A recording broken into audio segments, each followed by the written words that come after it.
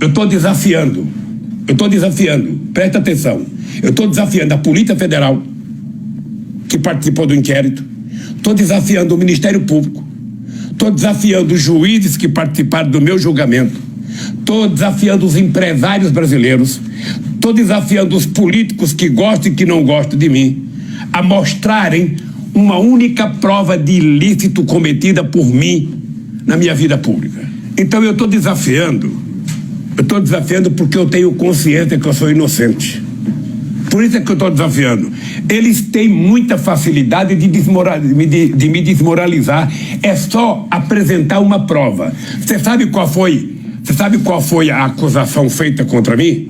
Ou seja, um procurador, depois de investigar minha vida durante anos, depois de fazer coerção na minha vida, depois de me levar na polícia sem mandato, depois de invadir a casa dos meus filhos, depois de invadir a minha casa, ficou 1h30 na televisão fazendo uma acusação. Quando ele termina a acusação e a apresentação de um PowerPoint, ele diz a seguinte frase: não me peçam provas, eu só tenho convicção.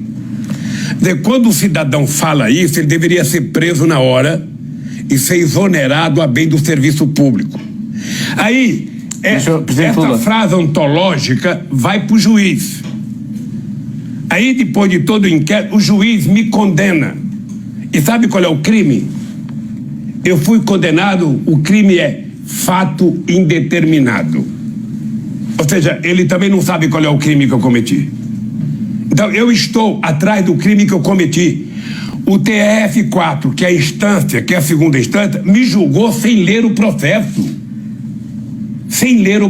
Ou seja, nós estamos vivendo um momento nesse país em que você não precisa provar que a pessoa cometeu crime. Você condena porque você quer condenar. E eu estou convencido, sabe? Estou convencido que tudo aconteceu, primeiro, por interesses americanos, sabe, na descoberta do pré-sal brasileiro, que é a maior descoberta de petróleo do século XXI. Aconteceu por conta do Departamento da Secretaria de Estado de Justiça dos Estados Unidos, em convênio com o Ministério Público Brasileiro e com o senhor Moro. E aconteceu porque, se o Lula fosse candidato a presidente, o Lula teria sido eleito presidente da República. Então era preciso evitar que o Lula... Então deixa-me fazer-lhe esta pergunta, então. Isso, tendo em conta aquilo que está a dizer, confirmar-se aquilo que está a dizer, retira alguma legitimidade às últimas eleições presidenciais que elegeram Jair Bolsonaro? Na minha opinião, tira muita legitimidade. Primeiro, porque o candidato que poderia ganhar não pôde participar da reunião. Segundo, as Nações Unidas pediram para que o presidente Lula mantivesse os seus direitos cívicos e políticos. Não, eu tentei brigar para que eu tivesse o meu direito de concorrer, porque no Brasil até então você tinha muita gente que tinha concorrido sob júdice e tinha ganho as eleições e tinha sido julgamento depois. Quer dizer, eu quando vim aqui para a Polícia Federal, eu cresci 16 pontos nas pesquisas de opinião pública. Eu certamente, se fosse candidato, poderia ter ganho as eleições no primeiro turno nesse país. Tá? Então, essa é a certeza que eu tenho do porquê não me deixaram ser candidato. Então, o objetivo do golpe era esse, era tentar evitar que o PT voltasse ao governo e, sobretudo, que o Lula voltasse ao governo. O presidente Lula tem muitos pedidos e dado algumas entrevistas a órgãos de comunicação internacionais, e agora à RTP. Isto faz parte da sua estratégia de defesa para que o mundo não o esqueça? Não. Veja, isso faz parte da defesa da minha honra.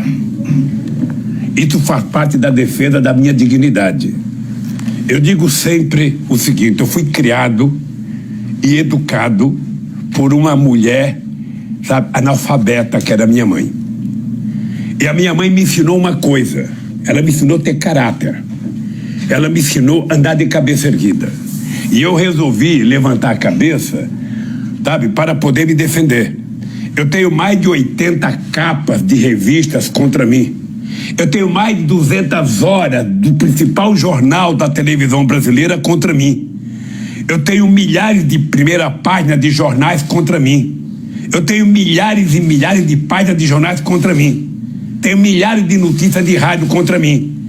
E enquanto há uma unanimidade para condenar o Lula, há uma unanimidade para transformar o Moro em herói. E eu quero provar que o Moro é o bandido, não o Lula. Mantém confiança que esta mesma justiça que o condenou o irá agora inocentar? Qual é o meu grau de expectativa na Suprema Corte? É que a Suprema Corte, ela existe para ser uma espécie de garante da Constituição. Ela é a última instância e ela tem o poder, e o poder dela, sabe, você não tem nem para onde recorrer a não ser para Deus. E eu espero que a Suprema Corte faça justiça. Eu espero que a Suprema Corte atente para os inquéritos do processo, que a imprensa, que a Suprema Corte leve em conta tudo que está sendo dito pela Intercept, tudo que está sendo dito, sabe, pela minha defesa, e tudo que está sendo dito por advogados, sabe, espanhóis, advogado português, advogado italiano, advogado alemão, por políticos do mundo inteiro que estão acompanhando esse processo. Ou seja, eu só estou na expectativa de que a Suprema Corte faça justiça. E eu quero ir para casa com a cabeça erguida como eu vim para cá. É importante você saber, Paulo, que eu poderia não ter vindo para a Polícia Federal.